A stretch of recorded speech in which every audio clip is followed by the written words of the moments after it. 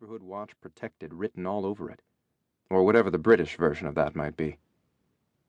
The man coming up from their right, watching the same house while stomping through the high grass, did challenge that theory.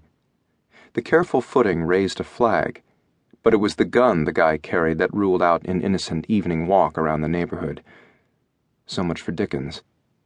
Ford motioned for West to drop. On command, and without a word, the big man flattened, slithering on his stomach as the wind covered the small amount of noise his pants made sliding across the ground. He shifted out of sight within seconds.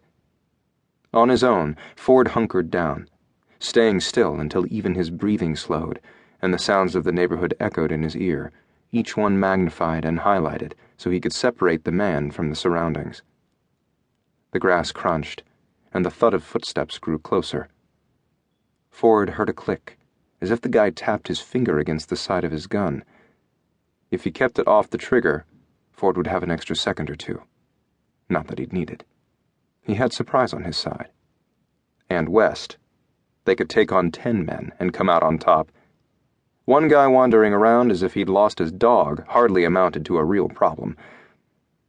Ford waited until the last second, until the guy's shoe came into his line of vision, then jumped to his feet in a crouch.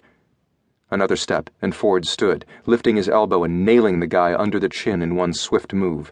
The gun dropped, and the man's head snapped back on a sharp intake of breath. Before he could recover, Ford slammed a heel into his stomach and sent him flying. He landed on his ass and sat there, doubled over and coughing. Ford knew that was too easy. He leaned in, and the guy came alive.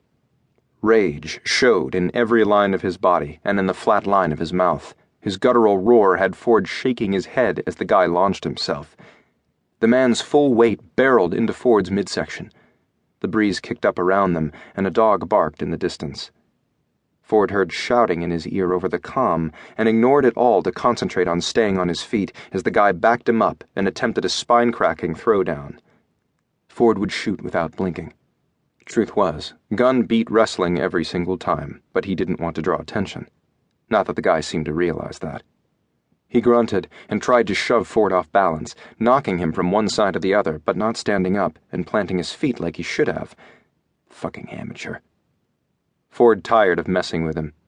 When the guy got lucky and landed a shot to Ford's chest, Ford declared playtime over.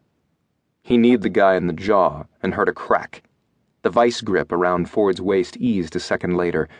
He took advantage of the break with a quick stranglehold around the guy's neck, a few defensive kicks and grabs at Ford's arm, then the man passed out. Dropping the dead weight, Ford stepped back and surveyed his supposed attacker. The guy could have used more bodyguard training. The whole scene lasted a few seconds. It only went on that long because Ford didn't immediately end it. Next time he would cut it short and get back to surveillance faster.